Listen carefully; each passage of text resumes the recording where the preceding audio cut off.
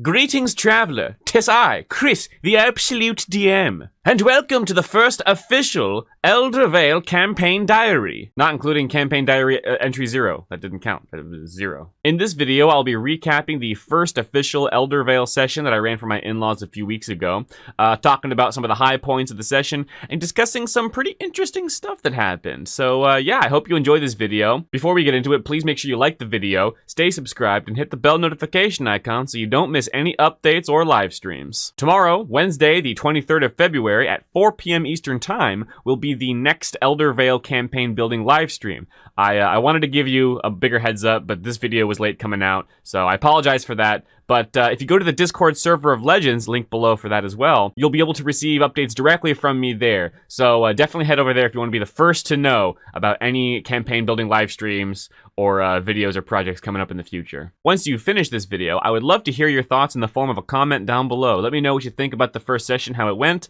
and let me know what your thoughts are on the campaign in general. What are you excited for? What are you looking forward to seeing? So, with all that out of the way, please enjoy the first official entry of the Elder Vale Campaign Diary series.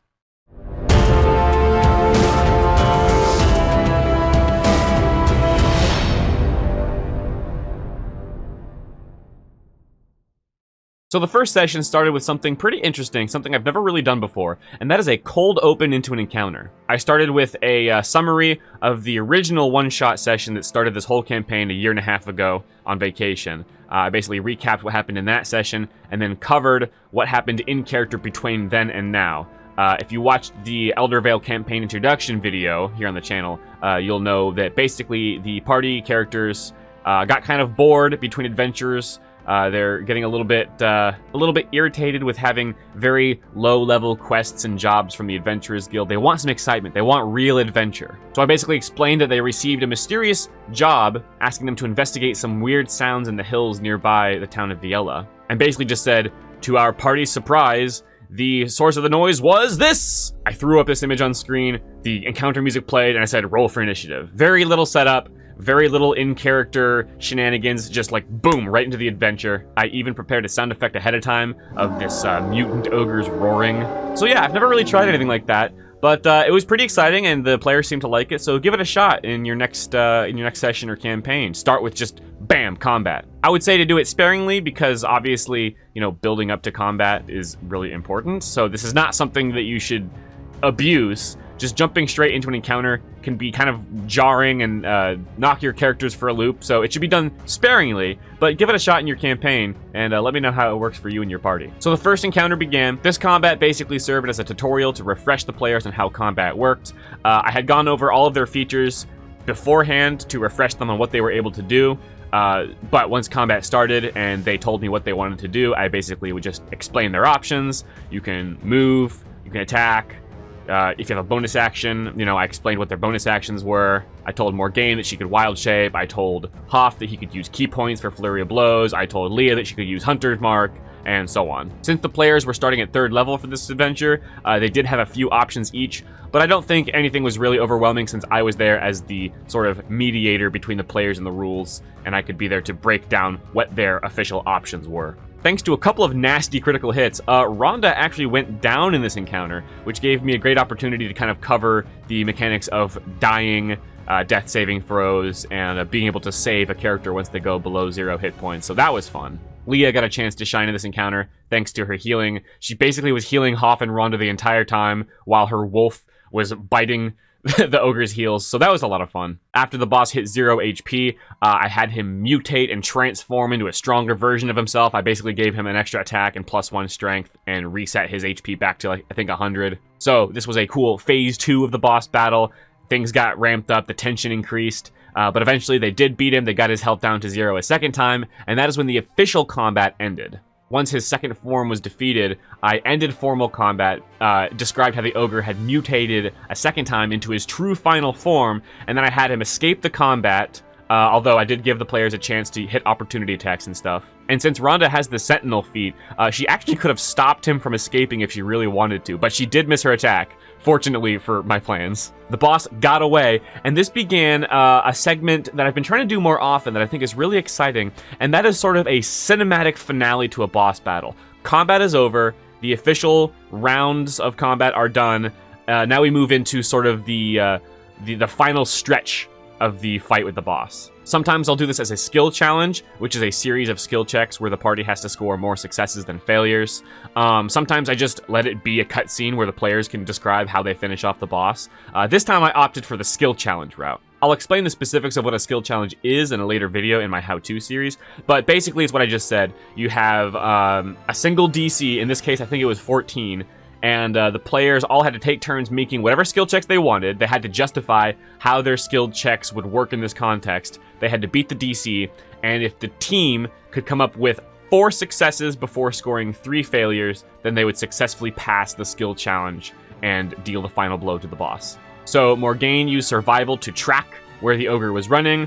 Leah used perception to spot him once they got closer. Hoff, I believe, rolled acrobatics to jump on top of the thing's head and steer him back toward the party. Rhonda tried to intimidate him, but she actually failed her skill check, which went back to Morgaine. Morgaine rolled I actually let her roll an attack roll, since that was the winning check, and she did pass that. And so since Morgaine passed 2 of the DCs, and also scored just the highest on both of them out of all of the rolls, I actually let Morgaine get the final blow. All the players got a chance to shine in this final stretch of the encounter, but Morgaine transformed into her wild shape, her brown bear form, and gored the mutant ogre and tore out all of his insides, and that was the end of the battle. For these cinematic finales, I like to basically just pull off all the limits and say, y'all get your spell slots back, you get all your features back, you can do whatever you want, just go wild with your creativity, create this awesome final moment where you take down the big bad guy.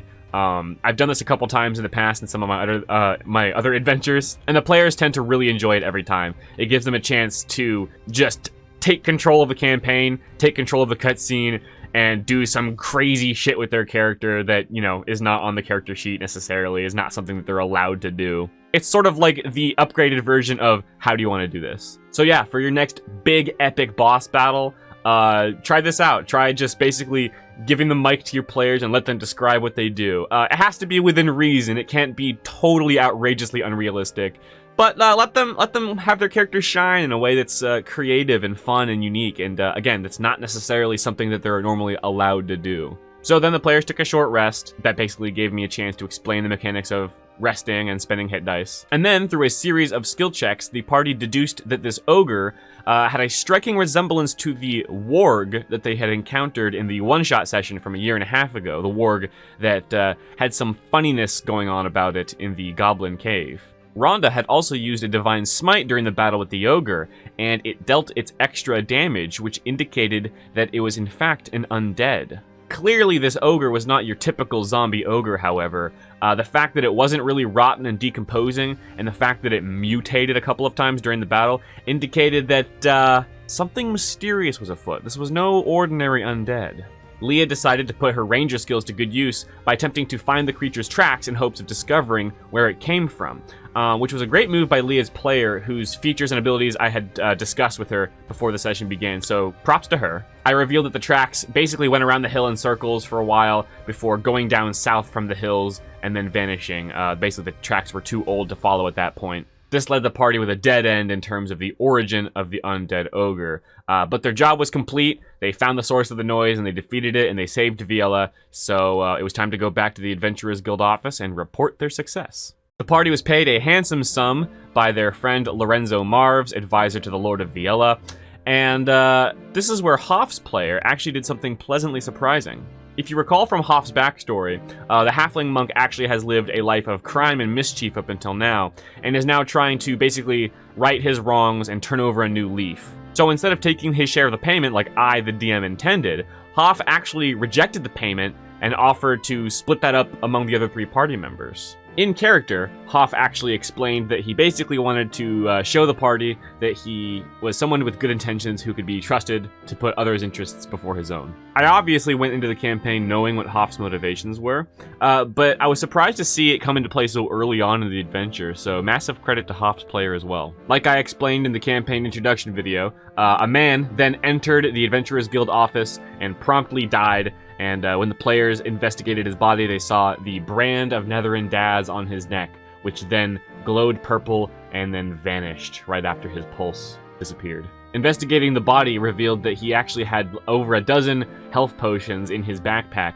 which basically is the only way that he could have survived the trip from the Elder Vale to Viella. It'll soon be revealed, probably in the next session, that the man who reached Viella was actually something of a local legend in the starting town, a brave and tough adventurer who is probably much sturdier than anyone in the party, and therefore is one of only a handful of people in the entire Elder Vale who could have survived the trip from the Vale to Viella. Not only that, but the potions he had were extremely potent healing potions that would be incredibly difficult for the party to get a hold of. Basically what I'm saying is, the party will learn very soon that what the guy pulled off is something that will not work for the party, at least not anytime soon. Plus, they're probably going to be more interested in fighting the bad guy anyway, so no big deal. It's just a simple way to basically convey to the party further that they are trapped in the Vale, and there is no easy way out. Rhonda went out to the street to question some of the commoners who saw the man limping through Viella before he entered the Adventurers Guild, and there was a funny moment where Hoff decided to basically just disappear because he rolled really high on his stealth check.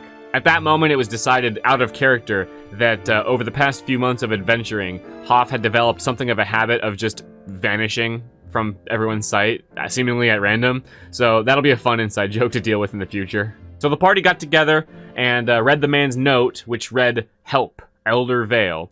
And Lorenzo explained what the Elder Vale was. It's a large valley about a week's journey south, which lines up with the undead ogre's tracks that led south from the hill. The Elder Vale was supposedly built atop the ruins of an ancient kingdom, and it cut off all communication and trade about 10 years prior, so nobody goes in and nobody comes out. The party requested that Lorenzo make an official request to them through the Adventurers Guild to go help the Elder Vale, which he did. I was actually already planning on having him offer, so that was awesome. And they also convinced him to set them up with a couple of draft horses for the trip, as well as some extra rations, so good on them. Should make traveling a lot easier once they get into the Vale. And they were off. The adventure officially was underway. The party traveled to the Elder Vale, and I sort of fast-forwarded this travel because we were running a bit low on time.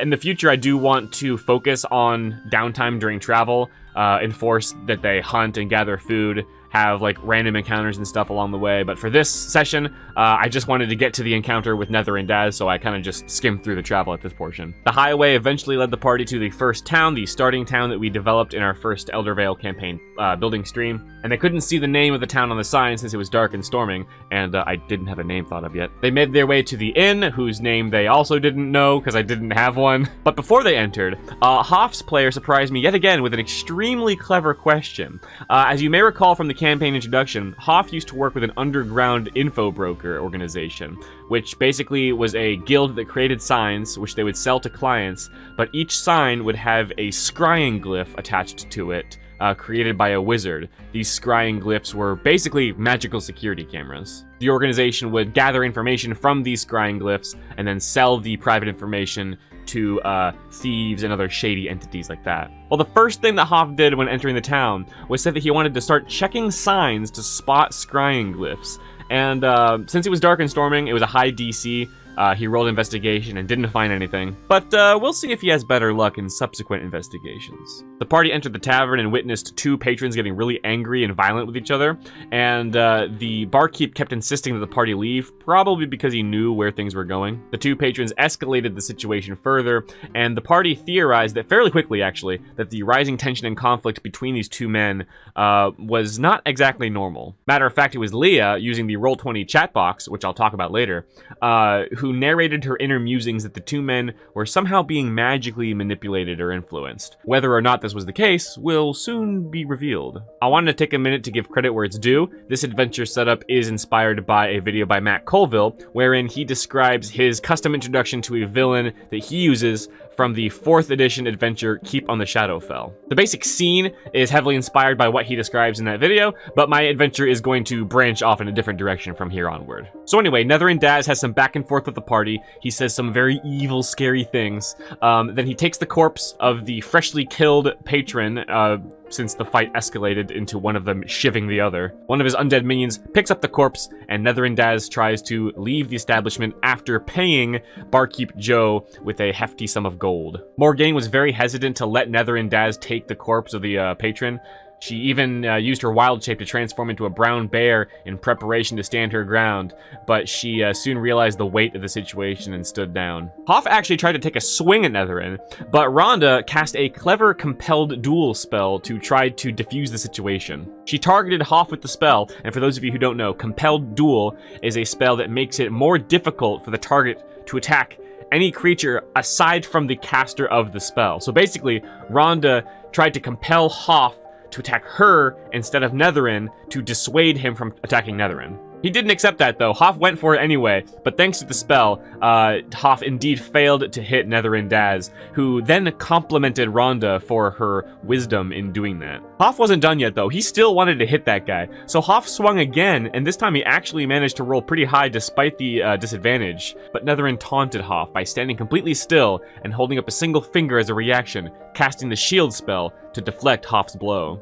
Netherin grinned and leaned forward and said, "There is a line between bravery and foolishness. You would be well to learn where that line is." With the party's efforts to stop him exhausted, Netherin then turned and left the establishment with the body. Barkeep Joe let out a sigh. He put the coins away and poured everyone a drink to help come down from the intense situation. I'm surprised that none of the party members questioned Barkeep Joe's acceptance of the coins, but I assume they're probably going to ask him that in the next session. The party asked Barkeep Joe who that guy was, to which Barkeep Joe responded, "That is Netherin Daz, and he is the ruler of the Elder Vale." The party then noticed the brand of Netherin on each of their necks, and the session ended. All in all, the session was pretty much a success. It went pretty well. Everything kind of went according to my plan. The players did play along, but they also got their own chances to shine and make decisions on how they reacted to the situations playing out. I do want to give 2 major shoutouts to some of the players that went above and beyond in ways that I really didn't see coming. The first is Leah, the Wood Elf Ranger, who, if you'll recall, is actually played by my mother-in-law. Like I mentioned in the Elder Vale Campaign Diary Entry 0, Leah's player strikes me as someone who's a little bit less outgoing in terms of verbally acting and role-playing her character, which turned out to be partially true. You see, during session 0, I explained the Roll20 chat box and how players could actually use it to basically narrate their character's passive thoughts and actions as scenes unfolded. Basically, to avoid having to interrupt me while I'm narrating something, they can type out what their character is doing or thinking, as long as it doesn't involve taking a major action that would interact with the scene in a tangible way. I encourage them to sort of passively roleplay their characters by using the /em command that Roll20 has, which essentially formats their text in such a way that it sort of narrates your character's actions, like this. I did not expect Leah's player to put this feature to such great use throughout the session, especially at the end, when the scene was extremely tense and one wrong move could get a character killed. Now, all the players get credit for doing this. They all narrated their character's actions at various points throughout the session, but I really applaud Leah's use in particular, since her character really didn't do much in the way of tangible actions during the confrontation with Netherin.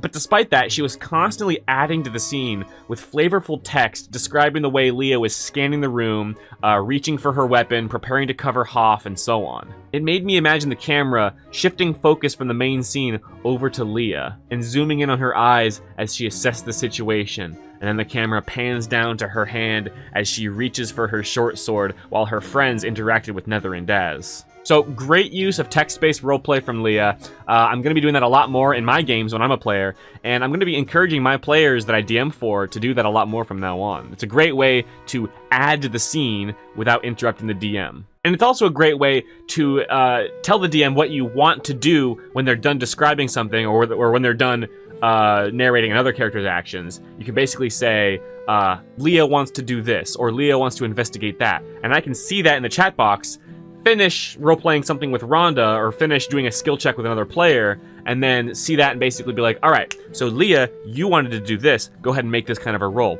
It made things way smoother and was a really awesome use of the chat box. So I highly recommend that you encourage your players to do this as well. The other major shout out goes to Morgaine's player, who actually approached me in a private conversation after the session to essentially ask me for tips on how to get into character and really roleplay as Morgaine. She basically wanted information about druids and dragonborn so that she could incorporate that knowledge into her roleplaying and therefore be able to get into her character's head and act how Morgaine would act instead of how she would act. This was really awesome to see, especially from a new player. So I gave her some official information on druids and dragonborn, and I gave her what advice I could in terms of role-playing, and I'm going to give you guys that advice in a later video where I go over how to be a better role-player, how to be a better player. I'm not going to get into it right now, but basically I gave her what wisdom I could at the time. But yeah, it was really, really cool to see that from a new player. It really shows me that this player is invested in the campaign and is really interested in her character and what the future holds for her character. I have a basic philosophy as a DM, and that is the more you put into my campaign, the more you're going to get out of it. Meaning, the more effort you put into your character, their backstory, their motive, their personality, etc., the more you give me to work with, and the more that I can reciprocate that with content that engages your character and leads to organic and meaningful growth. Now, don't get the wrong idea. I'm not saying if you take my campaign more seriously, I'll reward you. It's not like that. It's not favoritism or positive reinforcement. It's just that my job as a DM is to give you, the player, an enjoyable experience. That's the #1 objective. And if you show me what is important to you, a player, and to your character, you give me fuel for more meaningful content later down the line. Like quests and scenes that are meaningful to the development of your character, and it helps me to know what you want out of the campaign and what you view is important as a player.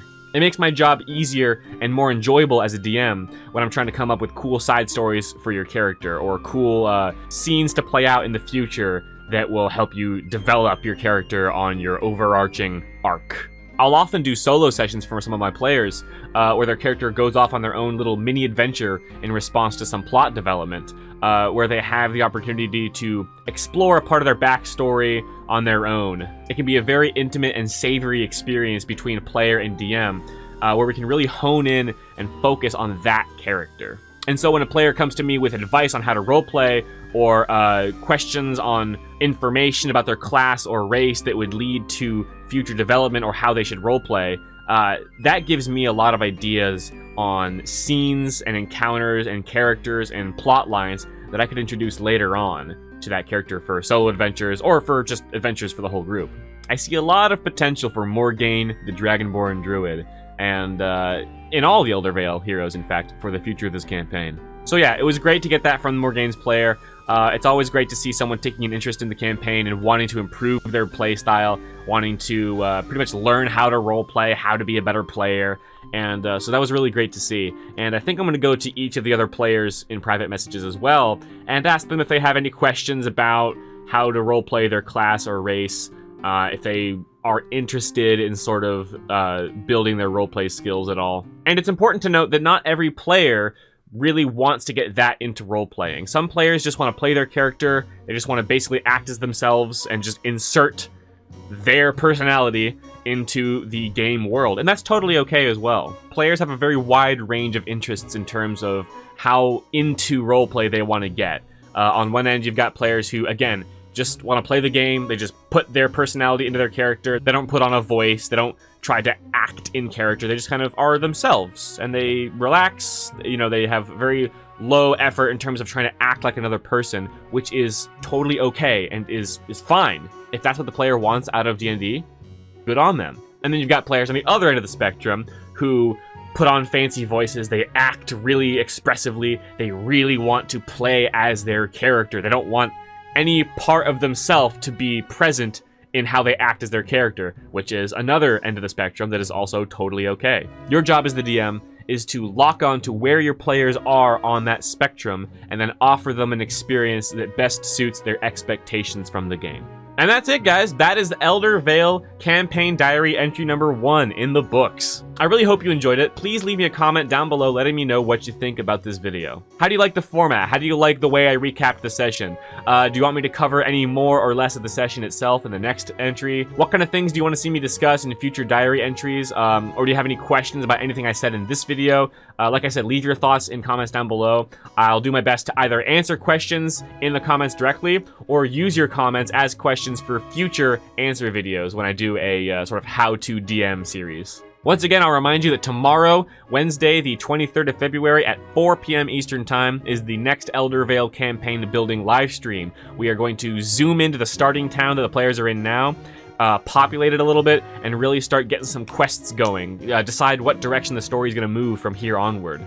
The Elder Vale campaign building live stream Google Doc is cleaned up and ready for you to look at. The link to that is also in the description down below. Look at the Google Doc if you need a reminder on things we've come up with. It's still a little bit messy. It's not super well organized, but I tried to clean it up and kind of color code the different ideas that we have to sort of indicate where we are in the planning process. So take a look at that if you want a reminder and a refresher of what we've come up with leading up to tomorrow's campaign building live stream. A Google form is also coming soon. I want to make a Google form to give you guys a link to that you can use to fill out character ideas. That way it's a little bit easier for me to collect your ideas and organize them as opposed to y'all just shouting in the chat box. It's a little bit hard to organize ideas that way. So with this method, I think it's going to be really easier to get y'all's NPC ideas. If I see an idea from a Google form that I really like, I'll probably put it in the campaign. And yeah, we'll see how that goes. Again, guys, the campaign building live streams I'm totally new with. I know it's kind of chaotic and weird and doesn't work quite well yet, but I hope you guys are having fun. I hope to improve the live streams moving forward here. It's a learning process for all of us. But yeah, look forward to that tomorrow at 4 p.m. Eastern Time. I'm really excited, and I really am looking forward to getting some real content made for the next Elder Vale session, which should be this next coming Saturday, as long as the players are all still available. If you want to be part of the Elder Vale discussions on Discord, you can go ahead and visit the Server of Legends link down below. There's an Elder Vale planning channel there, where if you can't make it to the live stream, you can throw some ideas my way there, and who knows, you might see your idea pop up in a live stream or in the campaign itself at some point. That's it for now. Sorry that this campaign diary was a little bit late. I've been going through some stress lately, as you guys know. I'll be taking a break from my primary gaming channel for next couple of weeks. I'm not going to be doing any gaming streams, but tomorrow's campaign building live stream is still up, and I hope to get some D&D uploads out over the next couple of weeks, even as I'm relaxing. I hope you guys enjoyed this video. Once again, hit like, stay subscribed, hit the bell notification icon, leave your thoughts in a comment down below. I will see you guys at the campaign building live stream tomorrow, as well as in the next video. This is Chris, the Absolute DM, signing off for now. Have a great day, everyone.